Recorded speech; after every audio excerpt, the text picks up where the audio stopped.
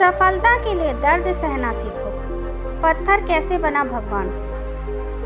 कई बार जब लोग जीवन में काम करना शुरू करते हैं तब उन्हें बहुत ज़्यादा दर्द होता है, तकलीफ होती है, उन्हें बहुत ज़्यादा मेहनत करना पड़ता है और ये बात उनसे बर्दाश्त नहीं हो पाती है। उनका शरीर जवाब दे देता है और वो उस काम को छोड़कर किसी और तरकीब से सफल होने का प्रयास करते रहते हैं। लेकिन याद रखना, इस प्रकार से कोई भी व्यक्ति जीवन में सफल नहीं हो पाता है। याद रखना कि सफलता का मार्ग मेहनत, दर्द और तकलीफ से होकर गुजरेगा और यह आपको सहना ही पड़ेगा। तो इसके लिए आप हमेशा तैयार रहिए। तो चलिए इस बात को एक कहानी के माध्यम से हम देखते हैं। एक बार एक मूर्तिकार अपनी छीनी और हथौड़ी से एक पत्थर को भगवान की मूर्ति का आकार देने का प्रयास कर रहा था। जैसे ही वह छीनी पर अपना हथौड़ा चलाता, वह पत्थर चिल्लाने लगता और कहने लगता कि ये क्या कर रहे हो, मुझे इतना मार क्यों रहे हो, मुझे बहुत दुख हो रहा है, तकलीफ हो रही है, पीड़ा हो रही है, मुझे अपने हाल पर छोड़ दो और यहाँ से चले जाओ। मूर्तिकार ने उसे पत्थर से कहा, मुझे बहुत अच्छे से पता है कि तुम्हें बहुत ज़्यादा दर्द हो रहा है, तकलीफ हो रही है और तुम बहुत ही ज़्यादा पीड़ा में हो। लेकिन यदि आज तुमने इस दर्द को नहीं सहा, इस तकलीफ को नहीं सहा, तो जीवन भर तुम यही इसी प्रकार से पड़े रहोगे। मुझे पता है कि तुम में आगे बढ़ने की अपार संभावना है। तुम एक बहुत अच्छे पत्थर हो, लेकिन यदि तुम इसी प्रकार से रहोगे तो कभी भी आगे नहीं बढ़ पाओगे। इतना कहकर मूर्तिकार औजार उठाए ही थे कि पत्थर फिर से चिल्लाने लगा, गिड़गिड़ाने लगा, विनती करने लगा कि मुझे अपने हाल पर छोड़ दो। मुझे पता है कि जीवन के लिए कौन सी चीज़ सही है और कौन सी चीज़ गलत है।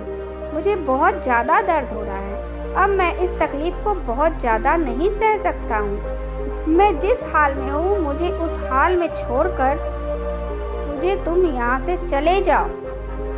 उस मूर्तिकार ने फिर से उस पत्थर को समझाने की कोशिश की, ज़्यादा अधीर मत बनो और अपने सब्र को बनाए रखो। थोड़ी देर और इस दर्द को सहो। यदि इस दर्द को सह लिया तो मैं भगवान की मूर्ति के रूप में तुम्हारी स्थापना करवाऊंगा और फिर दूर दूर से लोग तुम्हारी पूजा करेंगे और पंडित और लोग तुम्हारी सेवा करेंगे। लेकिन पत्थर ने उस मूर्तिकार की एक भी बात नहीं मानी।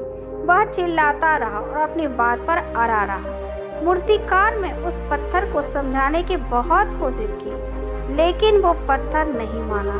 अब मूर्तिकार भी थक चुका था और वह उस पत्थर को छोड़कर आगे बढ़ गया और थोड़ी ही देर जाकर देखा कि एक और बहुत ही अच्छा पत्थर वहाँ पड़ा हुआ है।